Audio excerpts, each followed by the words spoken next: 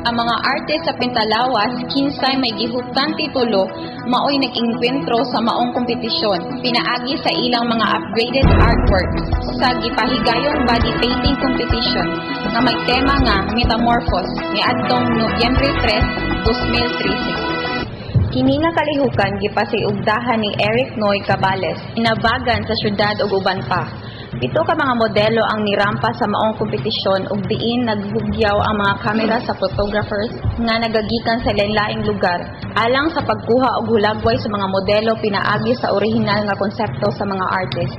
Ang ningdaog sa nasangpit nga Pintalawas 2013 mao sila si Alan de la Fuente, isip Best Artist ug Alexander Jan Pataytay bilang Best Model nga nakadawat og trophy ug cash prizes. Ang mga artist ug modelo sa body painting kinsa wala mapalari sa maong kompetisyon adunay nadawat nga tag 1,005 pesos ang matag usa kanila isip consolation prizes. Nipasundayag usab ang Synergy Dancers sa ilang nabantog nga air dance.